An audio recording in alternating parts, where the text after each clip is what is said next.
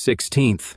The Santa Cruz Valley, San Bernardino, wild bulls, Tumacacori, the mission, a hermit, Tubac, the Lost Scouts, San Xavier del Bac, the Presidio of Tucson, scavengers, the Chiricahuas. A risky encounter, Mangus, Colorado, Lieutenant Counts, recruiting in the plaza, a wild man, murder of Owens, in the cantina, Mr. Bell is examined, the judge on evidence, dog freaks, a fandango, judge and meteorite. It was colder yet in the morning when they rode out. There was no one in the streets and there were no tracks in the new snow. At the edge of the town they saw where wolves had crossed the road. They rode out by a small river, skim ice, a frozen marsh where ducks walked up and back muttering. That afternoon they traversed a lush valley where the dead winter grass reached to the horses' bellies. Empty fields where the crops had rotted and orchards of apple and quince and pomegranate where the fruit had dried and fallen to the ground. They found deer yarded up in the meadows and the tracks of cattle. And that night, as they sat about their fire roasting the ribs and haunches of a young doe, they could hear the lowing of bulls in the dark. The following day they rode past the ruins of the old hacienda at San Bernardino. On that range they saw wild bulls so old that they bore Spanish brands on their hips, and several of these animals charged the little company and were shot down and left on the ground until one came out of a stand of acacia in a wash and buried its horns to the boss in the ribs of a horse ridden by James Miller. He'd lifted his foot out of the near stirrup when he saw it coming, and the impact all but jarred him from the saddle. The horse screamed and kicked, but the bull had planted its feet, and it lifted the animal rider and all clear of the ground, before Miller could get his pistol free. And when he put the muzzle to the bull's forehead and fired, and the whole grotesque assembly collapsed, he stepped clear of the wreckage and walked off in disgust with the smoking gun dangling in his hand. The horse was struggling to rise, and he went back and shot it and put the gun in his belt and commenced to unbuckle the girth straps. The horse was lying square atop the dead bull, and it took him some tugging to get the saddle free. The other riders had stopped to watch, and someone hazed forward the last spare horse out of the remuda, but other than that they offered him no help. They rode on, following the course of the Santa Cruz, up through stands of immense river-bottom cottonwoods. They did not cut the sign of the Apache again, and they found no trace of the missing scouts. The following day they passed the old mission at San Jose de Tumacacori, and the judge rode off to look at the church, which stood about a mile off the track.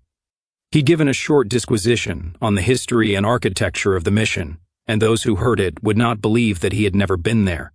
3 of the party rode with him, and Glanton watched them go with dark misgiving. He and the others rode on a short distance, and then he halted and turned back. The old church was in ruins, and the door stood open to the high walled enclosure.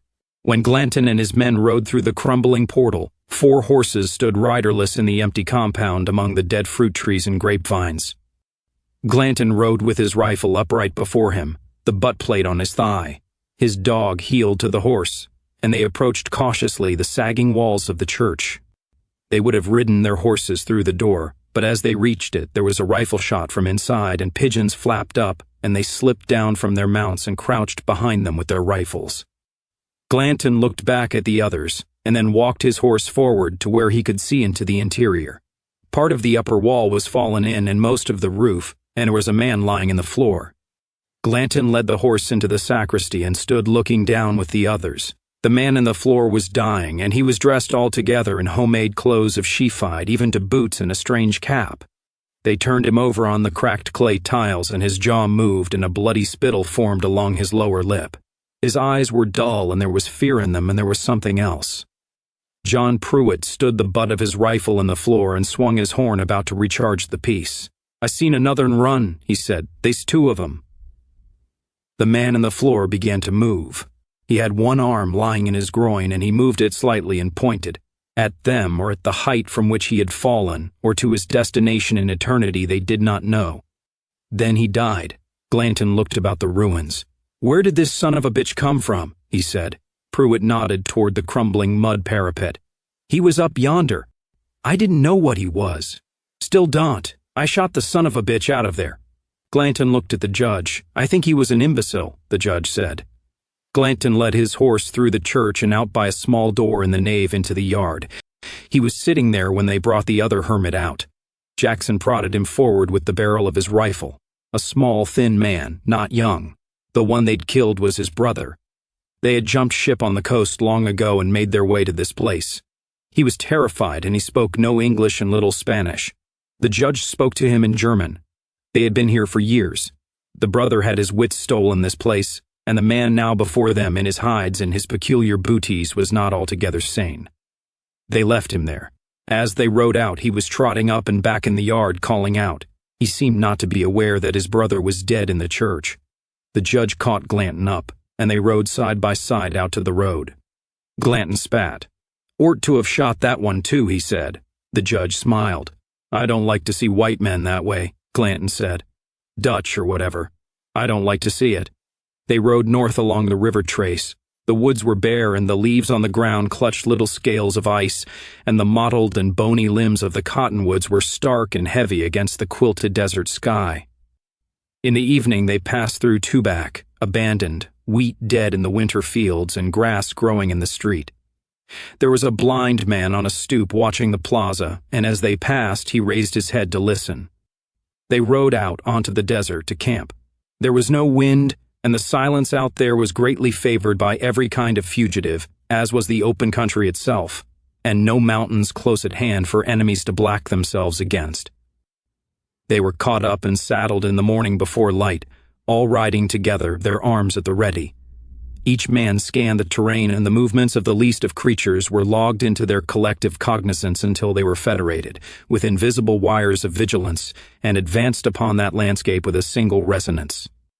They passed abandoned haciendas and roadside graves, and by mid-morning they had picked up the track of the Apaches again, coming in off the desert to the west, and advancing before them through the loose sand of the river bottom. The riders got down and pinched up samples of the forced sand at the rim of the tracks and tested it between their fingers and calibrated its moisture against the sun and let it fall and looked off up the river through the naked trees. They remounted and rode on. They found the lost scouts hanging head downward from the limbs of a fire-blacked palo verde tree. They were skewered through the cords of their heels with sharpened shuttles of green wood, and they hung gray and naked above the dead ashes of the coals where they'd been, roasted until their heads had charred and the brains bubbled in the skulls and steam sang from their nose holes. Their tongues were drawn out and held with sharpened sticks thrust through them, and they had been docked of their ears and their torsos, were sliced open with flints until the entrails hung down on their chests. Some of the men pushed forward with their knives and cut the bodies down, and they left them there in the ashes. The two darker forms were the last of the Delawares, and the other two were the Van Diemenlander and a man from the east named Gilchrist. Among their barbarous hosts they had met with neither favor nor discrimination, but had suffered and died impartially. They rode that night through the mission of San Xavier del Bac, the church solemn and stark in the starlight. Not a dog barked. The clusters of Papago huts seemed without tenant.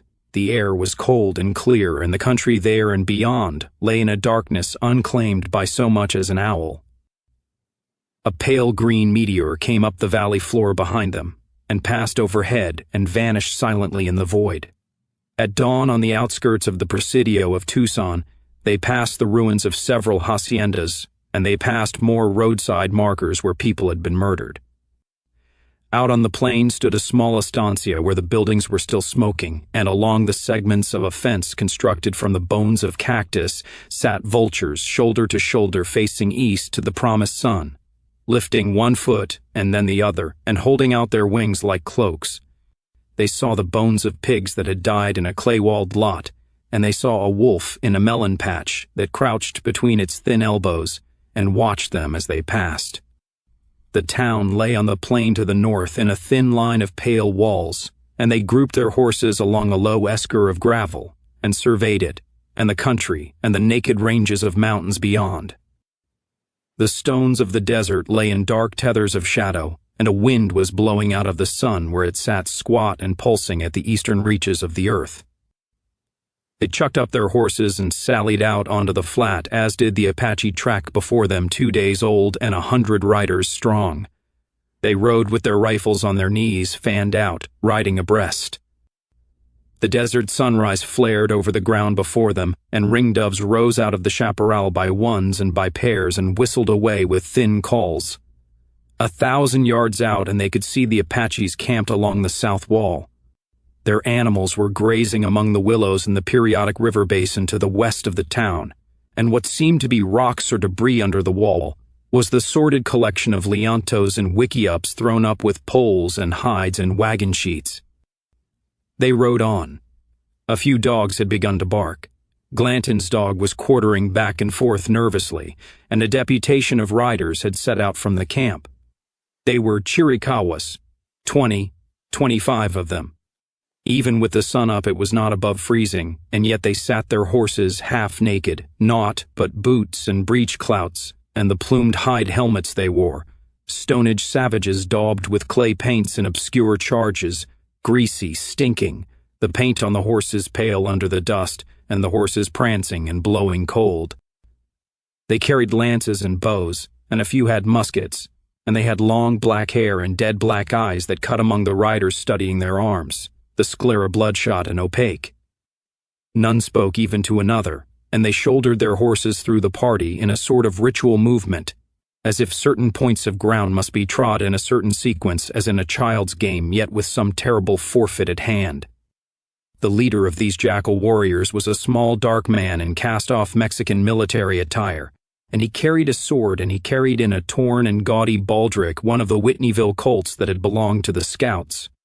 He sat his horse before Glanton and assessed the position of the other riders, and then asked in good Spanish where were they bound. He'd no sooner spoken than Glanton's horse leaned its jaw forward and seized the man's horse by the ear. Blood flew. The horse screamed and reared, and the Apache struggled to keep his seat and drew his sword and found himself staring into the black lemniscate that was the paired bores of Glanton's doublerful.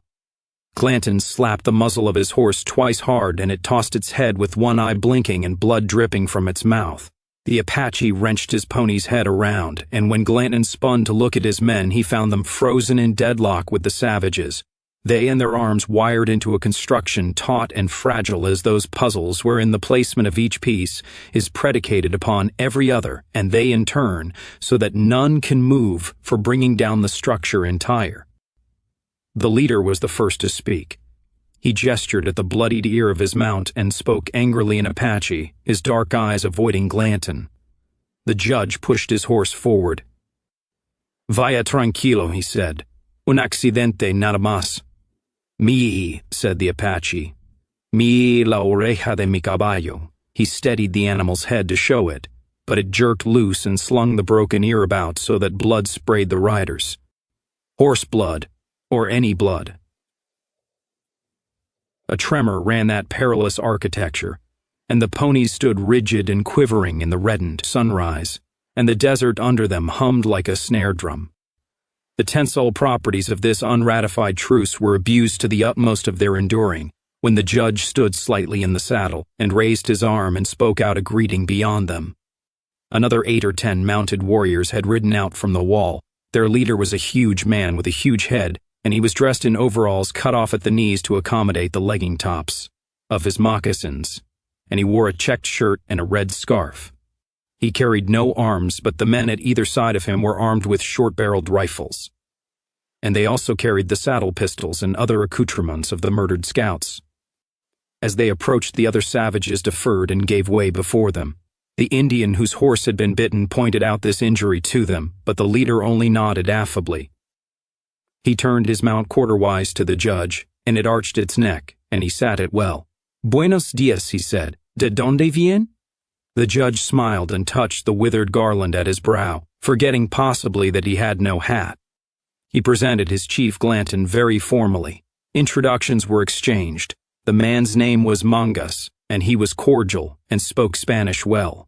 When the rider of the injured horse again put forth his claim for consideration, this man dismounted and took hold of the animal's head and examined it. He was bandy-legged for all his height, and he was strangely proportioned. He looked up at the Americans, and he looked at the other riders, and waved his hand at them. "Andale," he said. He turned to Glanton. "Ellos son amigables. Un poco borracho. Nada más." The Apache riders had begun to extricate themselves from among the Americans like men backing out of a thorn thicket. The Americans stood their rifles upright, and Mongus led the injured horse forward and turned its head up, containing the animal solely with his hands and the white eye rolling crazily. After some discussion, it became plain that whatever the assessment of damage levied, there was no specie acceptable by way of payment other than whiskey. Glanton spat and eyed the man. "No hay whiskey," he said. Silence fell. The Apaches looked from one to the other. They looked at the saddle wallets and canteens and gourds. "Como?" said Mongus. "No hay whiskey," said Glanton. Mongus let go the rough-hide headstall of the horse. His men watched him. He looked toward the walled town, and he looked at the judge. "No whiskey," he said. "No whiskey." His among the clouded faces seemed unperturbed. He looked over the Americans, their gear. In truth, they did not look like men who might have whiskey they hadn't drunk. The judge and Glanton sat their mounts and offered nothing further in the way of parley. "Hay whiskey on Tucson," said Mongus. "Sin duda," said the judge. "Y soldados también." He put forward his horse, his rifle in one hand and the reins in the other. Glanton moved. The horse behind him shifted into motion. Then Glanton stopped. "Tiene oro?" he said. "Sí. Cuánto? Bastante." Glanton looked at the judge, then at Mongus again. "Bueno," he said. "Tres días. Aquí, un barril de whiskey. Un barril, un barril." He nudged the pony and the Apaches gave way, and Glanton and the judge and those who followed rode single file toward the gates of the squalid mud town that sat burning in the winter sunrise on the plain. The lieutenant in charge of the little garrison was named Couts. He had been to the coast with Major Graham's command and returned here 4 days ago to find the town under an informal investment by the Apaches. They were drunk on 'tis wind they'd brewed, and there had been shooting in the night 2 nights running and an incessant clamor for whiskey. The garrison had a 12-pound demi-culverin loaded with musket balls mounted on the revetment, and Couts expected the savages would withdraw when they could get nothing more to drink. He was very formal, and he addressed Glanton as captain. None of the tattered partisans had even dismounted. They looked about at the bleak and ruinous town. A blindfolded burro tethered to a pole was turning a pug mill, circling endlessly, the wooden mill shaft creaking in its blocks. Chickens and smaller birds were scratching at the base of the mill. The pole was a good 4 feet off the ground, yet the birds ducked or squatted each time it passed overhead. In the dust of the plaza lay a number of men apparently asleep. White, Indian, Mexican, some covered with blankets and some not. At the far end of the square there was a public whipping post that was dark about its base where dogs had pissed on it. The lieutenant followed their gaze. Glanton pushed back his hat and looked down from his horse. "Where in this puke hole can a man get a drink?" he said. It was the first word any of them had spoken. Couts looked them over, haggard and haunted and blacked by the sun, the lines and pores of their skin deeply grimed with gunblack where they'd washed the bores of their weapons.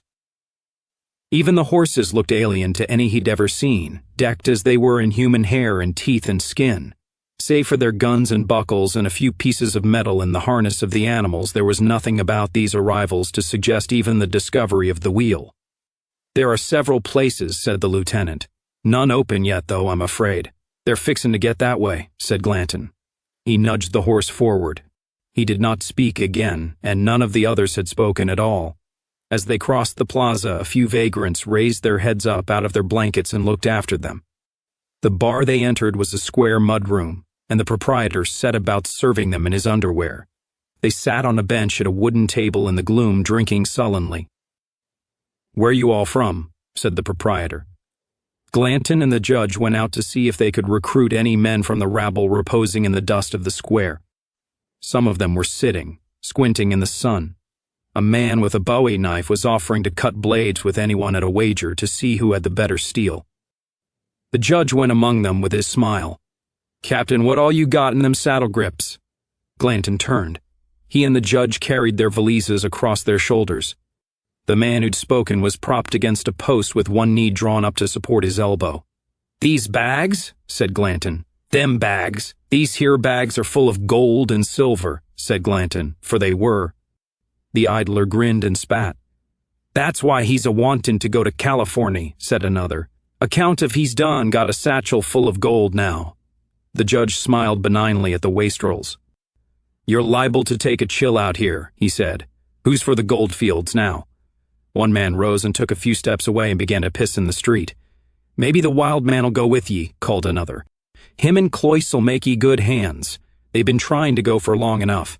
Glanton and the judge sought them out, a rude tent thrown up out of an old tarp, a sign that said, "See the wild man 2 bits." They passed behind a wagon sheet, where within a crude cage of palave poles crouched a naked imbecile. The floor of the cage was littered with filth and trodden food, and flies clambered about everywhere. The idiot was small and misshapen, and his face was smeared with feces, and he sat peering at them with dull hostility, silently chewing a turd. The owner came from the rear, shaking his head at them. "Ain't nobody allowed in here. We ain't open."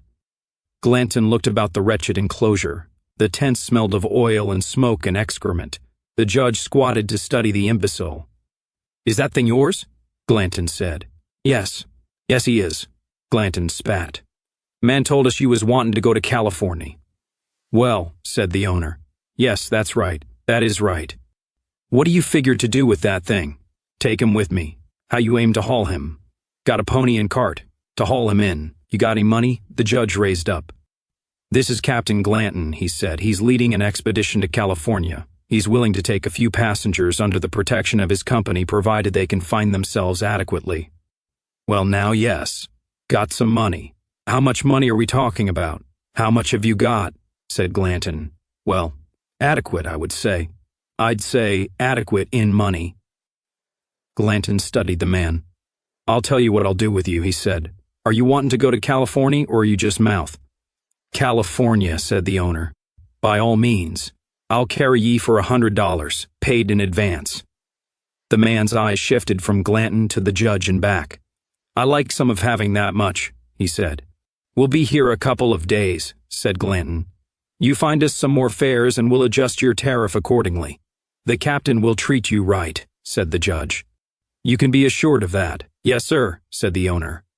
As they passed out by the cage, Glanton turned to look at the idiot again. "You let women see that thing?" he said. "I don't know," said the owner. "There's none ever asked." By noon, the company had moved on to an eating house. There were 3 or 4 men inside when they entered, and they got up and left. There was a mud oven in the lot behind the building, and the bed of a wrecked wagon with a few pots and a kettle on it. An old woman in a gray shawl was cutting up beef ribs with an axe, while 2 dogs sat watching. A tall, thin man in a blood-stained apron entered the room from the rear and looked them over. He leaned and placed both hands on the table before them. "Gentlemen," he said, "we don't mind serving people of color. Glad to do it, but we asked for 'em to sit over here at this other table here.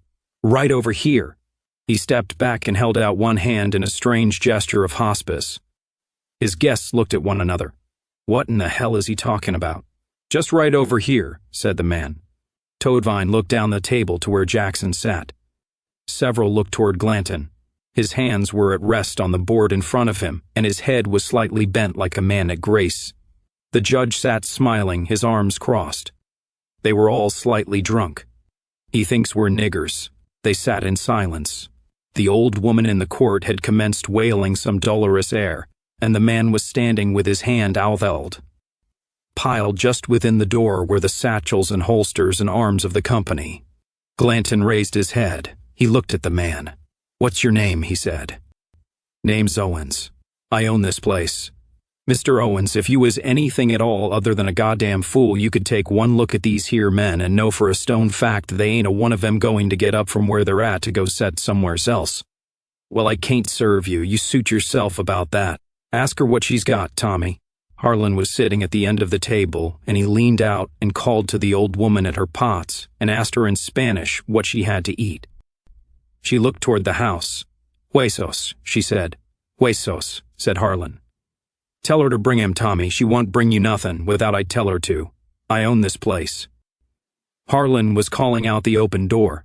"I know for a fact that man yonder's a nigger," said Owens. Jackson looked up at him. Brown turned toward the owner. "Have you got a gun?" he said. "A gun?" "A gun. Have you got a gun?" "Not on me, I ain't." Brown pulled a small 5-shot Colt from his belt and pitched it to him. He caught it and stood holding it uncertainly. "You got one now. Now shoot the nigger." Wait a goddamn minute, said Owens. Shoot him, said Brown. Jackson had risen and he pulled one of the big pistols from his belt. Owens pointed the pistol at him. You put that down, he said. You better forget about giving orders and shoot the son of a bitch. Put it down. Goddamn, man. Tell him to put it down. Shoot him. He cocked the pistol. Jackson fired. He simply passed his left hand over the top of the revolver he was holding in a gesture brief as flint spark and tripped the hammer. The big pistol jumped and a double handful of Owens's brains went out the back of his skull and plopped in the floor behind him. He sank without a sound and lay crumpled up with his face in the floor, and one eye open, and the blood welling up out of the destruction at the back of his head. Jackson sat down. Brown rose and retrieved his pistol and let the hammer back down and put it in his belt. Most terrible nigger I ever seen, he said. Find some plates, Charlie.